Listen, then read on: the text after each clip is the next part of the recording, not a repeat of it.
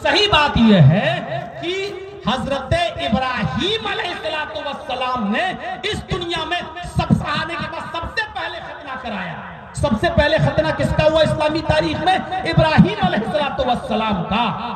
और यही मंजर है, इधर इब्राहीम उधर शंकर। मैं दोनों को कंपेयर नहीं कर रहा हूं, हमारे ऊपर चाय के होटलों में बैठ के बात मत कीजिएगा, लेकिन मुआज़िना देखिए।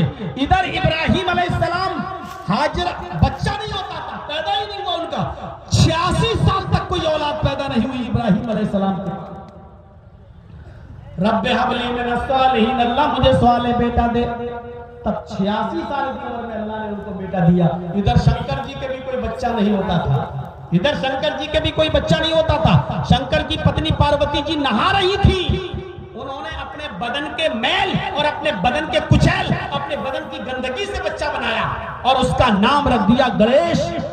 उसका नाम रखा गणेश और गणेश के दरवाजे पे खड़ा कर दिया, मैं नहा रही हूं, किसी को अंदर मत आने देना।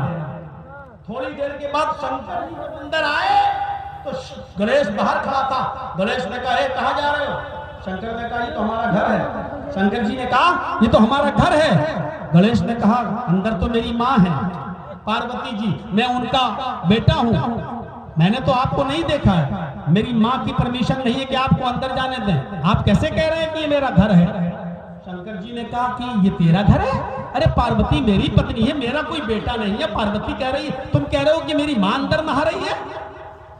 शंकर जी ने तलवार निकाल ली, हट रहा कि नहीं हट रहा? गणेश जी ने कहा, बिल्कुल नहीं, मैं गर्दन कटाना गवारा कर लूंगा, लेकिन अपनी माँ की नाफरमानी, अपने माँ की नाफरमानी नहीं करूंगा। शंकर जी को गुस्सा आया, उन्होंने अपने बेटे की गर्दन पे तलवार मार दी।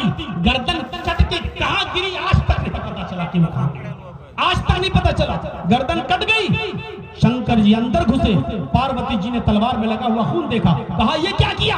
कहा बाहर जो लड़का खड़ा था उसको मार दिया, अंदर नहीं आने दे रहा था। कहा वो मेरा बेटा था। शंकर जी ने कहा, मेरा तो कोई बेटा नहीं। अरे आज तो मैंने उसको अपने बदन के मैलों कुचैल से बनाया था।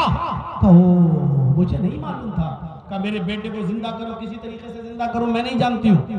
शंकर का काम तो मारने का था, जिंदा तो कर नहीं सकते थे। अब पूरी दुनिया में गर्दन ढूंढी, गर्दन नहीं मिली। रास्ते से एक हाथी आ रहा था। शंकर जी ने कहा, पार्वती गर्दन तो नहीं मिल रही है, अगर इस हाथी का सूंड काट के गणेश के लगा दें और गणेश जिंदा हो जाए तो चलेगा? पार्वती जी ने कहा, कुछ भी करो, मेरे बेटे को जिंदा करो।